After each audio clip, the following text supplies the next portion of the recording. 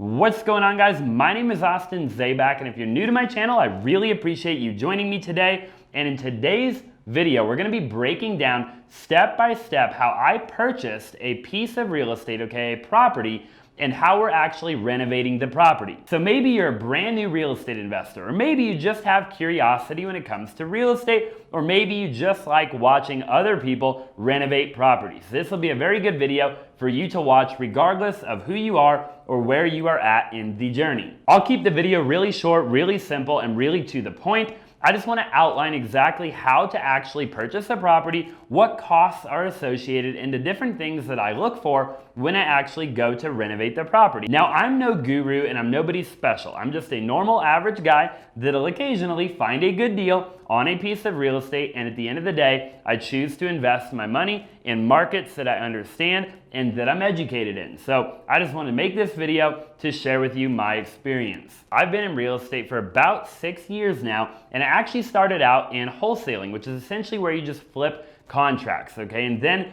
I ended up getting my real estate agent license. I became a realtor, and for about the last 5 or 6 years, I've pretty much just done that, I haven't done a whole lot of crazy stuff, and I'm just kind of getting into the world of actually fixing and flipping properties, along with buying properties to actually hold on to and keep as rental properties. Whether or not you plan to get into real estate and get your real estate agent license as a realtor, whether or not you plan on buying and fixing and flipping a property, or you plan on buying and holding, or maybe even house hacking and buying a duplex, a triplex, or a quadplex to actually live in and rent out the other units, I feel like the more videos that you watch on real estate and familiarize yourself with the different costs associated with actually purchasing a property and renovating a property, the better off you'll be overall and over the long haul. So we're here at the property now, and we're really just gonna walk through and break down everything that we intend on actually replacing and everything that we intend on doing to the property to increase the overall property value so that we can sell it at a profit. So as I talked about a little while ago, really the main thing with this particular property is that it is not an entire full-blown remodel, meaning we're not really moving any walls around. I think there's actually one wall that we do intend on actually knocking out, but other than that, there's really not a whole lot of big items that we intend on doing. And I think that is really important ultimately when you look at a fix and flip project, especially if you're a beginner or you're just looking into potentially buying a property, or you're looking into getting into real estate in general. You never really want to start out with a really big project in the beginning, because at the end of the day, a big project typically means that more things can go wrong. What I love about condos is that there's less variables involved, meaning that at the end of the day, we really don't have a roof to worry about, because typically with a condo, the roof is covered with the HOA. And we also really don't have a foundation to worry about, because that's typically also covered with the HOA. And depending on what condo complex you're looking to buy in, a lot of the times they'll even cover things like the air conditioner, the water heater, and other various things that in a single family residence, at the end of the day, you're gonna be responsible for. So I really love condos, and that is why we chose to flip this particular condo. Now, another reason that I love condos is they're typically a pretty fast turnaround time. And a lot of the times you want a faster turnaround time when you're not exactly sure what is gonna happen with the real estate market. You wanna get in and you wanna get out. You wanna make your money and you wanna get the property on the market and get it sold. So we're just gonna kind of walk around here, and I'm gonna break everything down for you. And then, like I said, we're gonna head back to the studio and we're gonna break down all of the actual numbers so that you can see exactly how you could potentially do this as well. If you haven't already, I would really appreciate it if you just go ahead and smash that like button. It really does help me out with the YouTube algorithm. And let's just go ahead and kind of walk around. So first and foremost, we're standing here in the actual living room. And in the living room, what you'll notice is the only main things that we're actually gonna have to repair or replace would be the carpet, the paint, the actual lighting. We're gonna do some different lighting. There's the new LED canned lighting that we're gonna do, and also things like the fan, and that really is pretty much all we're gonna do in the actual living room. Again, we don't have to go too crazy on the remodel, just due to the fact that the comparable properties in the area or in the condominium complex are not that crazy. Okay, now we're here at the front door, and this is the wall that I was talking about a minute ago. We're gonna actually knock this little wall down. It's not really that big of a wall at the end of the day, but what it will do is it'll allow us to, when we come in the front door, to really have a more of an open concept type of feel going into the dining room area. So right now, when you walk in, you kind of have this weird wall that just kind of separates everything, and it makes everything feel a little bit clunkier than it probably should. And again, when they built this, I'm sure that that was totally in style, but it is 2020 at the end of the day, and people like open concept. All we'll really have to do when knocking out this wall is move the electricity over to the wall next to the door. And we've already talked to a couple of different contractors and gotten a couple of different bids, and it shouldn't be too expensive at all. And since we're replacing the flooring, then the new flooring will just go where the wall used to be, which kind of leads me to my next thing. We obviously talked about the carpet in the living room, but in the remainder of the house, we're gonna be doing that new kind of hardwood look type of flooring that is actually tile. So typically I like to do carpet in the bedrooms and carpet in like the living room area. If I can, it does actually end up being a little bit cheaper. We end up saving a little bit of money. And also I tend to see that within the bedrooms, people end up liking carpet. I feel like there's a lot of people out there that are first-time home buyers that'll probably end up buying a condo like this, that they don't necessarily want the hardwood floors or the tile in the actual bedrooms. They tend to like the carpet. It's just better for like, it makes it more homey at the end of the day. Now we're here in the master bedroom, and really a lot of it is actually very similar to what we just talked about. But let's go ahead and check out the bathroom, and I want to talk about why bathrooms are so important when you're doing a remodel or when you're fixing up a property in general. Whether you're buying it to hold on to it and move tenants into it and keep it as like a buy and hold property, or you're renovating it to actually do what they call like a fix and flip, which is what we're doing, which is what you see a lot on like HGTV. Either way, the bathrooms are very important. I would say the bathrooms are like the second most important thing in a fix and flip or in a remodel in general, next to probably the kitchen. It's what really sells a home. When you look at the bathroom here, it's pretty outdated. It is clean, okay? You could actually probably like clean this place up and you could move right into it right now, but that's not how we're gonna make any money, because the price that we got it at is just a little bit below the market value of like the shape that it's in. So in order to actually make a profit, we've got to update it. We have to make it nice and new and fresh. So what we'll probably end up doing, and we've talked to a couple contractors, is we might do a dual sink, like so you actually have two sinks. So you have like a his and a hers, and then we'll actually change out the vanity. So you have a new vanity, and we'll probably buy the vanities at like Home Depot or something like that, and not actually go too like overboard on the cost of the actual vanities. And then we'll do like some granite countertops or something like that. And in doing so, we'll probably need a new mirror. We'll need some new lighting fixtures, and overall, that pretty much is the bathroom. So I would say your average bathroom is not too expensive, and again, we'll talk about that in a little while, but that will really add a lot of value to the resale of the property when we go to put it back on the market and sell it to a first-time home buyer. Now we're in like the little shower area, and this is gonna be really simple. All we're really gonna do is just redo the glass of the actual shower. So as you can see, it's like brass, which was like, honestly, I don't know when brass was in style, okay, but apparently at one point brass was in style. So we'll replace the actual shower door in the glass, and that's pretty much all we'll do in here. Obviously, we'll do the flooring, and if we need to, we'll do a new toilet, but we probably won't end up having to do that again. This is like a cheaper condo, so we won't have to go like too crazy in the actual renovation. We can keep costs pretty low, we can definitely be conservative, and we can still make it look very nice at the end of the remodel. Another thing we're gonna do throughout the entire property are all of the different hinges and all of the different door handles. In a nutshell, we're really just kind of doing like fixtures, I guess you could call them, or what would that be, like hardware, okay? And it'll actually allow us to keep the doors, because the doors are in good condition. We might have to repaint them, but we'll do like a nice like stainless steel hinge with some nice stainless steel doorknobs. That way they're not brass, because again, brass is just completely out of style.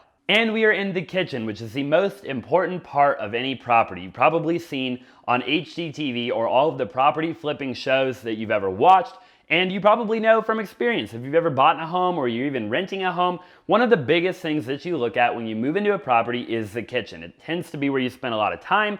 You're cooking and prepping your food, you're entertaining guests, you're entertaining your family. It is very important at the end of the day. So for the kitchen, we're actually gonna try to redo or resurface the cabinetry. As you can tell, this cabinetry is a little bit older, but what a lot of these people can do is there's people out there that can actually resurface or kind of redo all of the cabinetry. So we are getting a bid to redo the cabinetry where they'll sand it all down, they'll repaint it, we'll get new fixtures, and it'll look brand new. And we are also getting a bid to actually just replace all of the cabinetry in general. So it really just depends on what ends up coming back cheaper and what really at the end of the day will look better so that we can resale the property and get the most money that we possibly can. Along with that, we also have the countertops. If we redo the cabinetry and resurface it and kind of, bring it back to life, what that will allow us to do is actually to keep the existing granite countertops. Because to be honest with you, for this particular condominium complex, the countertops that are in here are granite. They're nice, okay? At the end of the day, they're what I would expect to see in a condominium complex like we're in, okay? So that would be ideal. Then all we'd really have to do is replace like the faucet, maybe get a new sink, but this is just an undermount sink, so it actually mounts from underneath up against the actual granite, and that would allow us to definitely save a little bit of money. We will probably have to do new appliances, okay? Because everybody wants a brand new refrigerator, a brand new microwave, and a brand new stove, and also a brand new dishwasher, of course, because you got to wash all of your dishes, okay? So we'll probably have to redo a lot of that, but you can get a pretty good deal when you buy a set of appliances. You can go to a place like Home Depot or a place like Lowe's, and they'll actually sell you a refrigerator, microwave, stove, and dishwasher as a set. And that should, make it really easy for us. Now, if we do have to redo the actual cabinetry, what that would allow us to do is move things around a bit. And if we move things around a bit, then we could potentially put the fridge over there. We could move some stuff around and we could get creative with the actual layout of the overall kitchen, which can be kind of fun, but at the end of the day, it can be kind of expensive as well. Okay, so definitely keep that in mind. And again, like I talked about earlier, we're gonna redo all of the flooring throughout the entire home, so we'll take care of that. I'm probably gonna knock out this centerpiece of sheetrock here. It's actually hollow. I don't know if you can hear that, okay? But there's no air ducting running through this like weird centerpiece right here. So if we knock this out, it'll just make it feel a little bit more open and a little bit more like vibrant in the actual kitchen. We are deciding on whether or not we want to keep one of the fans. As you do see, we have 2 ceiling fans in the kitchen, and we might do light fixtures instead of ceiling fans, but we'll really just have to see what ends up being the most cost efficient. There's no windows in this condo. It's actually all just sliding glass doors, and the doors actually open pretty good. So, I was like, hey, maybe we're gonna need new doors, but when you go to open the doors do end up actually sliding really well. So we'll probably kind of lube that up a little bit, put a little WD-40 on that. And then my thought was taking these old brown handles and actually maybe painting them like a nice black, or maybe probably just like black at the end of the day. And that way the door looks nice and fresh and nice and clean. And then maybe just putting a little bit of a thicker trim around the actual door. That way it just makes it look a little bit more grand. We're out here on the patio, and there's actually 2 separate patios in this condo, which I really, really like. And the only downside to buying this particular unit that kind of sketched us out a little bit was that it is actually on a main road. Now we are on the 4th floor, and we are in a really good area, which I'll talk about in just a minute when it comes to actually finding a good deal. But we are on a main road. I will say you do get really nice mountain views, which I'll kind of show you.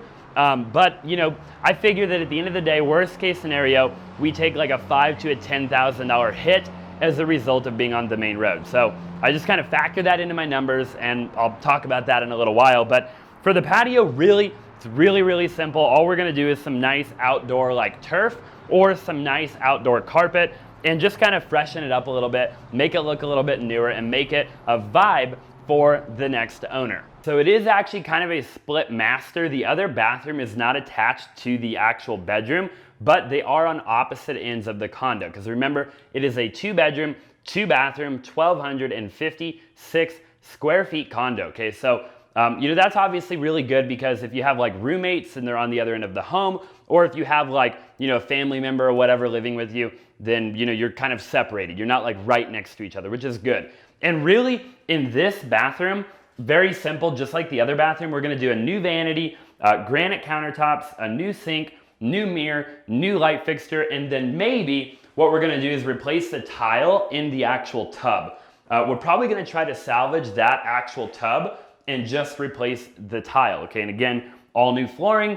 You're gonna do like your new hardware, which is like your hinges and your doorknobs and stuff like that. So very, very simple. And in the other bedroom, very simple. All we're really doing is carpet, we're doing paint, and we're probably gonna do a new fan, okay? So very simple in the bedrooms. I would say bedrooms are probably the easiest thing when you're remodeling a property. So just kind of remember that, keep that in mind. You're gonna spend the majority of the money of the actual budget in the bathrooms and in the kitchen. Maybe a little bit in like the living and dining room, but for the most part, bathrooms and kitchen is the most expensive part. Again, assuming that you don't have like the roof to worry about or the air conditioner or like a potential foundation problem. All right, we're back here in the office and I wanna go ahead and just break down the numbers for you so that you understand how much it'll actually cost to do the different things that we just talked about, okay? So at the end of the day, I'm gonna break it down for you. I'm gonna be fully transparent, and I would really appreciate it if you would just go ahead and just smash the like button right before I get into it, because it'll really help me out with the YouTube algorithm. Okay, I'm gonna share with you the numbers that I actually got back from one of my contractors on what it'll actually cost to do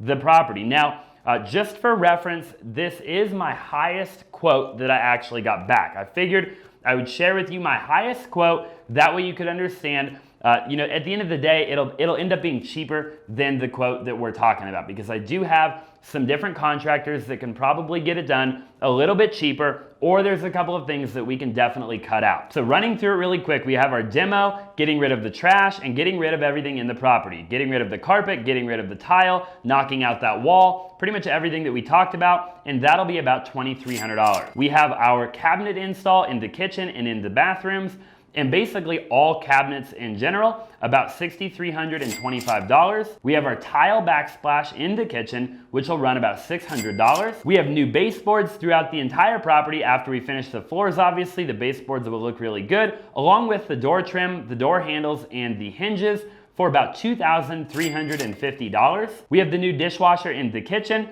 which is gonna be about $600. We have a new kitchen sink, a garbage disposal, bathroom sinks, faucets, trim kits, shower heads, drains, and all of the things associated with that for about $2,100. We have all new ceiling fans in the kitchen, all new lighting, the dining room lights, the vanity lights, and the electrical outlets for $2,875. We have our tile flooring throughout the entire property for $6,325. We have our new master shower, including the pan, including the door, and everything like that for $2,650. In the second bathroom, we have all the tile above the tub, including the epoxy finish for $2,300. We have new mirrors and different accessories for $600. We have interior paint and drywall throughout the entire property, totaling $2,645. We have exterior patio tile, which I got quoted, but will probably just end up doing a very cheap like exterior carpet, but if you were to do tile, it would be $2,300.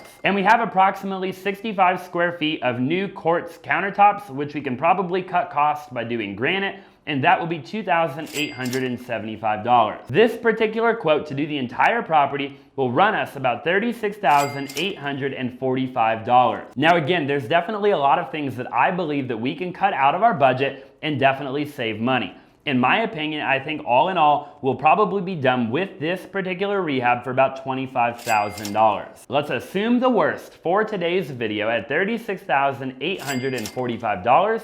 We have a purchase price of $202,000. So we have our purchase price of $202,000. Let's just assume that when we buy the property, we have about 2% in closing costs, which puts us at about $4,040 in closing costs. We also have to figure at the end, when we go to sell the property, we're gonna have about 4% in additional closing costs, 3% to the buyer's agent, and another % in closing costs. Or you could pay 2.5% to the buyer's agent and have 1.5% in closing costs. Now, I am a real estate agent, so I'm not gonna have to take a commission when actually selling this particular property, which is why we're only at 4% instead of about 7%. If you weren't a real estate agent, you would have to also pay a seller's agent. We intend on selling this property, all said and done, for about $279,900. That is about $10,000 below a lot of the comps in the neighborhood due to the fact that we talked about being on the main road. Okay, so let's just go ahead and do the math.